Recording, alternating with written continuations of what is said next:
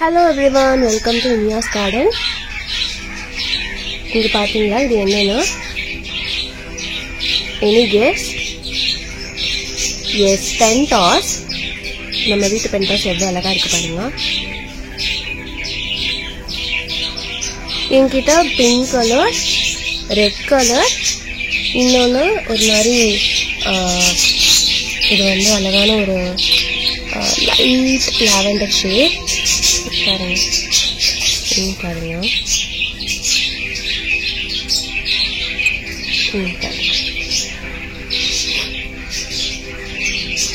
இந்த 3 செடியும் இருந்தது. ஸோ இப்போ நான் வந்து ஒரு 2 months பேக் வந்து என் ஃப்ரெண்ட்ஸ் கிட்ட வந்து ஒரு கட்டிங் வாங்கி இன்னும் 2 கலர் நான் ஆட் பண்ணி வச்சுருக்கேன். ஸோ அது இப்போ நல்லா தளைஞ்சு வந்துருச்சு. இப்போ வந்து பாட் மாற்றணும். ஸோ அதுக்கு நம்ம எப்படி வந்து பாட்டை மிக்ஸ் பண்ணலான்னு இன்னைக்கு பார்க்கலாம். இங்கே பார்த்தீங்களா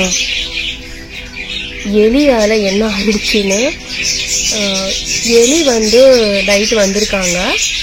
நம்ம ஹண்டர் இருக்கால, ஹண்டர் வந்து எலியை பிடிக்கிறேன்னு சொல்லிட்டு பாட்டை தள்ளி விட்டுட்டான். இப்போ இந்த ரெட் கலர் இல்லையா, ரெட் கலரையே நான் வந்து பதியம் போட்டு வச்சிருந்தேன் இது வாங்கின புதுசில். இங்கே பாருங்கள் அது எப்படி வந்திருக்குன்னு. இங்கே பாருங்கள் எப்படி டக்குன்னு வந்துச்சு பார்த்தீங்களா. இங்கே பாருங்கள் ஓஷிட், அதில் ஒரு ஃப்ராக் வேற உட்கார்ந்துருக்கு பாருங்க, பயந்துட்டேன். பட் பாருங்க நான் 2 குச்சி வச்சேன், 2 குச்சியுமே கலைஞ்சு வந்திருக்கு பாருங்க கழுத்து. பாத்தீங்களா. ஸோ இதுலயும் நான் வச்சேன், பட் நான் வச்ச நேரம் வந்து அது வரல. இந்த எலி வேற தோண்டி தோண்டி போட்டுருக்காங்க பாருங்க, எப்படி தோண்டி தோண்டி போட்டு பாருங்க, எப்படி தோண்டி போட்டுறானுங்க. அதனால அது பிச்சு விட்டுட்டானுங்க. ஸோ வர நானும் அந்த ரோஸ் அதுலேயே கான்சன்ட்ரேட் பண்ணிட்டு இதை பார்க்கவே இல்லை. ஸோ இன்னைக்கு தான் நான் கொஞ்சம் கட் பண்ணி விட்டுருக்கேன், லைக் பூத்து முடியதெல்லாம் கட் பண்ணி விட்டுட்ருக்கேன். ஸோ இப்போ வந்து நான் வந்து நம்ம வீட்டிலையே கலைஞ்சி வந்த 2 கலர்ஸ் பார்க்கலாம். ஸோ இவங்க தான் அவங்க 2 பேரும். இது வந்து ஒரு ஒயிட்டு,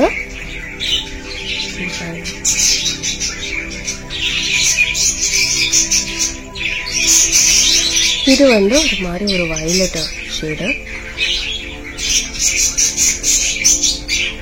கேமரால வந்து ஒரு பிங்க் ஷேட் வருது, ஆக்சுவலாக அது வந்து நல்ல டார்க் லாவெண்டர் ஷேடு. ஸோ பார்த்தீங்கன்னா இது நல்லா பெருசாகிடுச்சு. ஸோ இதை வந்து நம்ம கண்டிப்பாக பாட்டை ரீசேஞ்ச் பண்ணணும். ஏன்னா இப்படி இருந்துச்சுன்னா நம்ம ரொம்ப அடிக்கடி தண்ணி விடணும், எனக்கு அந்த அளவுக்கு டைமிங் இல்லை. ஸோ நான் பெரிய பாட்டில் நான் வைக்கலாம் டிசைட் பண்ணிட்டேன். ஸோ இப்போ இதுக்கு பாட்டிங் மிக்ஸ் எப்படி பண்ணலான்னு நான் உங்களுக்கு காமிக்கிறேன். இப்போ நான் வந்து மண் ரெடி பண்ணிட்டேன். இதில் வந்து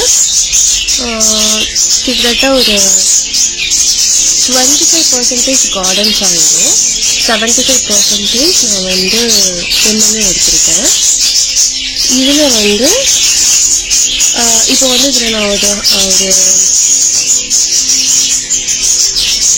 50% மண் எடுத்திருக்கேன் அப்படின்னா இதில் ஒரு 25% வந்து நான் வந்து கொக்கோ பீட்டும் 25% கவு மேனியூரும் எடுத்திருக்கேன். இப்போ வந்து நான் வந்து வைக்கிறது வந்து ஆல்ரெடி ரூட்டான ஒரு பிளான்ட்டு, சரிங்களா. ஸோ அதுக்காக நான் வந்து மேனியூரு, மண், அப்புறம் வந்து கொக்கோ பீட்டில் இந்த மிக்சரில் எடுத்திருக்கேன். ஆனால் நீங்கள் புதுசாக ரூட் பண்ணணும், அதாவது கட்டிங்ஸ் எடுத்து வச்சு ரூட் பண்ணணும் அப்படின்னா அதுக்கு வந்து நம்ம வந்து கொக்கோ பீட்டோடைய ரேஷியோவை ஜாஸ்தி பண்ணிவிட்டு மேனியூரோட ரேஷியோவை கொஞ்சம் கம்மி பண்ணணும். இன்னொன்று அதுக்கு ஒரு ஸ்பெஷல் ஃபார்முலா இருக்குது, அதையும் நம்ம போட்டோம்னா சீக்கிரமாகவே ரூட் ஆகிடும். ஸோ அதை நம்ம இன்னொரு வீடியோவில் பார்க்கலாம். பட் இப்போ வந்து நம்ம ரூட்டானதை நம்ம திரும்பி எடுத்து வைக்க போகிறோம்னா இதுதான் அதோடைய மிக்சர். ஸோ வந்து 25% கவு மேனியூர், 25% கோகோ பீட் அண்ட் 50% மண். அந்த மண்ணுலையுமே வந்து 25% கார்டன் சாயில். ஏன் கார்டன் சாயில் அப்படின்னா கார்டன் சாயிலில் வந்துட்டு எல்லா மைக்ரோ ஆர்கானிசம்ஸும் இருக்கும். இன்னொன்று எங்கள் வீட்டில் அந்த நீம் லீஃப்லாம் இருக்கிறதால அதோடைய இது எல்லாமே அந்த பெனிஃபிட்ஸ் எல்லாமே அதுல இருக்கும். இன்னொன்று மண்புழு அது எல்லாமே இருக்கும். ஸோ அதனாலதான் நான் வந்து கார்டன் சாயில்னு எல்லா மிக்சர்லையுமே சொல்றேன். இன்னொன்று நான் வந்து ட்ரை லீவ்ஸ் அதெல்லாம் வந்து ரோஸ் செடியில போடுறதுக்கு ரீசனுமே அதுதான். ஏன்னா அதெல்லாம் நம்ம மக்க விடும்போது ஆட்டோமேட்டிக்கா நமக்கு வந்து அந்த நம்மளுடைய மண்புழு மைக்ரோ ஆர்கானிசம்ஸ் எல்லாமே டெவலப் ஆகும். அதுவும் ஒரு ப்ளஸ் தான். பட் இதுக்கு வந்து நம்ம வந்து எந்த விதமான ட்ரை லீவ்ஸும் போட போகிறது கிடையாது. இன்னொன்று நம்ம வந்து எந்த விதமான வெஜிடபிள் மேனிஸும் போட போகிறது கிடையாது. இதெல்லாம் வந்து நல்ல மக்குன்னு வரும். இங்கே பாருங்க, நல்லா மக்கி காஞ்சி உதிர்ந்த உரம் தான் நம்ம போட போகிறோம். ஏன் அப்படின்னா இந்த மாதிரி ஃப்ளவரிங் பிளான்ட்ஸில் வந்து நம்ம வந்து இவங்க வந்து ஹெவி ஃபீடர்ஸ் கிடையாது. ஃபர்ஸ்ட் ஆஃப் ஆல் நம்ம ரொம்ப இவங்களுக்கு உரம் வைக்க வேண்டிய அவசியம் கிடையாது. ஜஸ்ட் லைக் கிரைசாந்திமம் மாதிரி தான். இன்னொன்று சீக்கிரமாகவே கரிஞ்சு போயிடுவாங்க இவங்களுக்கு. ஸோ அதனால அந்த ஹீட்டை தாங்கிக்கக்கூடிய தன்மை வந்து அவங்கக்கிட்ட வந்து கம்மி. அதனால நம்ம வந்து எப்பவுமே வந்துட்டு இந்த மாதிரி பிளான்ட்ஸுக்கு வந்து நம்ம வந்து ஃபீடிங், அதாவது மண் போடும் போதும் சரி மேன்யூர் கொடுக்கும் போதும் சரி நம்ம ஃபீடிங்கை வந்து கம்மி பண்ணிடணும். யூஸ்வலாக நம்ம ரோஸ்க்கு போடுற அளவுக்கு போடக்கூடாது. ரோஸுக்கு தான் ரொம்ப ஹெவியாக போடணும். ஸோ அதனால தான் இந்த மிக்சர். இன்னொன்று நம்ம வந்து நான் ரோஸுக்கெலாம் துணிஞ்சு அந்த ட்ரை லீவ்ஸ் எல்லாம் போட்டு அது மக்கி அது இதெல்லாம் போகும்னு நான் நினைக்கலாம். ஏன்னா ரோஸ்க்கு எதுவும் ஆகாது. பட் இந்த பிளான்ட்லாம் நம்ம வந்து டைரெக்டாக வந்து எதுவுமே கொடுக்கக்கூடாது. நம்ம வந்து அது நல்லா மக்கினதுக்கு அப்புறம் தான் கொடுக்கணும். அதனால தான் இதுக்கு பதிலாக நீங்கள் வச்சுட்டு வெஜிடபிள் மேன்யூர் கொடுக்குறதா இருந்தாலும் கொடுத்துக்கலாம். அந்த காம்போஸ்ட் கொடுக்குறதா இருந்தால் கூட கொடுத்துக்கலாம். பட் அதுதான் நம்ம வந்து நல்லா மக்கினதுக்கு அப்புறம் நல்லா கொஞ்ச நாள் வந்து நல்லா வச்சுட்டு அதுக்கப்புறம் கொடுக்கணும். டைரெக்டாக கொடுக்காதீங்க. அதுதான் என்னுடைய அட்வைஸ் ஆக்சுவலாக. ஓகேங்களா? ஸோ இப்போ நம்ம நல்லா மிக்ஸ் பண்ணிக்கலாம். அதே மாதிரி பென்டாஸ்க்கு வந்து நீங்கள் பாட் செலக்ட் பண்ணும்போது நல்லா இந்த மாதிரி மவுத் வந்து நல்லா ஒரு வைடாக இருக்கிற மாதிரியும், அதாவது சர்க்கம்ஃபரன்ஸ் வந்து ஜாஸ்தியாக இருக்கிற மாதிரி, அதுக்கப்புறம் வந்து ஒரு அட்லீஸ்ட் ஒரு 14 inches ஆகுது இருக்கிற மாதிரியான ஒரு பாட் வந்து செலக்ட் பண்ணி வச்சுக்கோங்க. ஏன்னா அவங்க நல்லா படர்ந்து வருவாங்க. உங்களுக்கு அங்கே நீங்கள் பார்த்தீங்கனாலே தெரியும் அவங்க எப்படி நல்லா படர்ந்து வளர்ந்துருக்காங்கன்னு. தொட்டி எவ்வளோ பெருசாக இருக்குது பாருங்க, பார்த்தீங்களா? ஸோ அதனால நம்ம நல்லா சர்க்கம்ஃபரன்ஸ் நிறையா இருக்கிற மாதிரியும் நல்லா ஒரு 14 inches அதாவது 12 inchesக்கு மேலே இருக்கிற மாதிரியும் செலக்ட் பண்ணி வச்சுக்கோங்க. ஸோ இப்போ நான் அந்த மாதிரி ஒரு பாட் எடுத்தேன். ஆக்சுவலாக இந்த தொட்டியில் என்ன இருந்தது ஆக்சுவலாக அப்படின்னா இந்த கோழி கொண்டையும் அப்புறம் மெரிகோல்டும் இருந்தது. பட் இன்னொன்று வந்து அந்த நம்மளோட இது சொல்லுவாங்கல்ல இந்த செடியும் இருந்தது. நான் இதை எடுக்க வேண்டியதாகிடுச்சு. இதை நான் வேறு ஒரு பாட்டில் வந்து ரீபாட் பண்ணிவிடுவேன். ஏன்னா என்கிட்ட இந்த மாதிரி பாட்டு வந்து இதுதான் இருந்தது. ஸோ இப்போ வச்சோன்னா அப்படி மேட்சிங்காக இருக்கும் இல்லையா, இந்த 3க்கும் மேட்சிங்காக. அதனால நான் இதை எடுத்திருக்கேன். அதே மாதிரி ஒரு பாட் வாங்கும்போது நீங்கள் வந்து யூஸ்வலாக வந்து இந்த மாதிரி சைடில் வந்து ஓட்ட போடணும். இதில் மண் இருக்கிறதால தெரியல உங்களுக்கு. இப்போ இதில் காமிக்கிறேன் பாருங்க, இப்படி சைடில் ஓட்ட போட்டிருக்கேன் பார்த்தீங்களா? இப்படி சைடில் ஓட்ட போடுறதால நம்ம அந்த இடத்துல நல்லா வந்து சிரட்டையாலையோ இல்லைன்னா கல்லை வச்சு நல்லா அடைச்சிடலாம். தண்ணி வந்து ஃப்ளோ ஆகிடும். நீங்கள் நடுவில் போட்டிங்கன்னா தரையெல்லாம் அந்த மாதிரி மண்ணாகும். ஓவர் பீரியட் ஆஃப் டைம் அது நல்லா வந்து ஏதாவது ஒரு மண்ணுக்கு இன்னும் அடைச்சிருச்சுன்னு வச்சுக்கோங்களேன், அந்த மழை பெய்கிற டைமு. அப்போ நீங்கள் இதை இப்படி படுக்க போட்டு தான் அதை குத்தி விட முடியும்.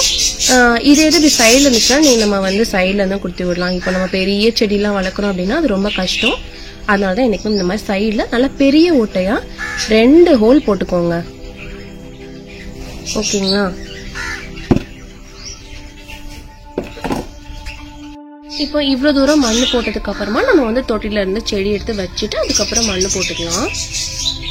ஸோ நான் ஆல்ரெடி சொன்ன மாதிரி நம்ம வந்து பிளான்ட்டை வந்து உடனே இந்த மாதிரி இப்படி இப்படி இப்படி உடனே எடுக்கக்கூடாது. இப்படி எடுத்தால் வந்து வேர் வந்து பிஞ்சிரும். இன்னொன்று வந்து நர்சரிலாம் பார்த்தீங்கன்னா சில பண்ணுவாங்க, என்ன பண்ணுவாங்கன்னா தண்ணியில் அப்படியே டிப் பண்ணி வச்சிருவாங்க. டிப் பண்ணிட்டு அதுக்கப்புறம் எடுப்பாங்க. அப்படி வச்சோன்னா என்ன ஆகும்னா மண்ணெல்லாம் வந்து விழுந்துடும். ஸோ வேர் மட்டும் கிடக்கும். ஆக்சுவலாக என்ன சொல்லுவாங்க தெரியுமா, தாய் மண் அப்படின்னு சொல்லுவாங்க. இவங்களோட அடாப்டான மண் இது. இந்த மண்ணை நம்ம வந்து எப்பவுமே விட்டுறக்கூடாது. இந்த மண்ணோட தான் அவங்கள உள்ள வைக்கணும். அப்பனா சீக்கிரமா அவங்க வந்து ரூட் விட்டு அப்படியே ஸ்டார்ட் பண்ணுவாங்க. அப்படி இல்லைன்னா புதுசா ஃபர்ஸ்ட்ல இருந்து ரூட் விடுவாங்க. எல்லாம் இலையெல்லாம் காஞ்சி திருப்பி ரூட் விடுவாங்க. அதுக்கு வந்து டைம் ஆகும். ஸோ நம்ம வந்து இதை அப்படி மண்ணோட தான் நம்ம எடுக்கணும். ஸோ நான் எப்படி எடுக்கலான்னு காமிக்கிறேன். இப்போ பார்த்தீங்கன்னா இப்படி பிடிச்சிட்டு நல்லா இப்படி இப்படி இப்படி இப்படி நல்லா இந்த இடத்த பிடிச்சிக்கோங்க. பிடிச்சிட்டு இப்படி இப்படி தட்டிட்டு சுற்றி கொண்டு வாங்க. மேக் ஷுவர் அந்த பிளான்ட் உடஞ்சிடாம பார்த்துக்கோங்க. இது என்ன பண்ணுதுன்னா கீழே இருக்கிற அந்த வேர் பிடிச்சிட்டு இருக்கும் தெரியுமா, அது கொஞ்சம் லூஸ் பண்ணும். பாட் வந்து ரொம்ப ட்ரையா இல்லாமல் பார்த்துக்கோங்க ஃபர்ஸ்ட் ஆஃப் ஆல். ஸோ இப்போ நீங்கள் பார்த்தீங்கன்னா உங்களுக்கு தெரியும் இந்த இடத்துல வந்து கேப் உள்ளதா. சரி கொஞ்சம் பாருங்க, ஒரு கிராக் ஃபார்ம் ஆயிருக்கா, இந்த ஃபார்ம் ஆயிருக்கா. இதே மாதிரி சுற்றியும் ஒரு கிராக் ஃபார்ம் ஆகணும். அப்போ அதுக்கப்புறம் நம்ம கீழே தட்டணும். இப்போ இந்த இடத்துல அந்த அளவுக்கு ஃபார்ம் ஆகல. ஸோ இந்த இடத்துல நம்ம தட்டுவோம்.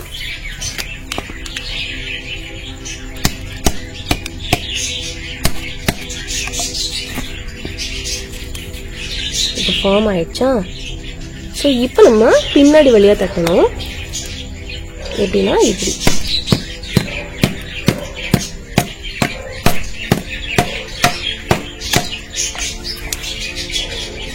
இப்படி முன்னாடி வரும். ஸோ இங்கே வரைக்கும் முன்னாடி நல்லா நம்ம எடுத்துடலாம். நம்ம அதுக்கு நல்லா தட்டணும். இப்போ பாருங்க, இது முன்னாடி வந்துருச்சு பாருங்க, நல்லா முன்னாடி வந்துருச்சா தட்டினதுல.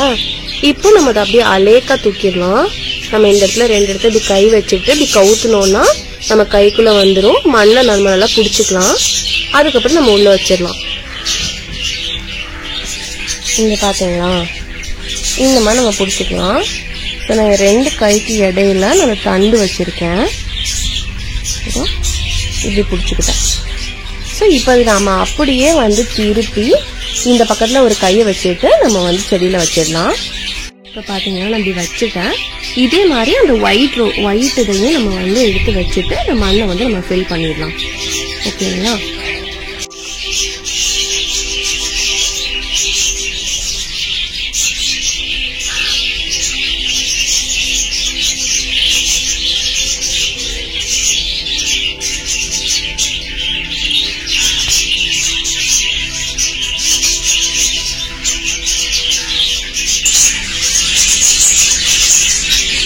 Happy gardening. Bye.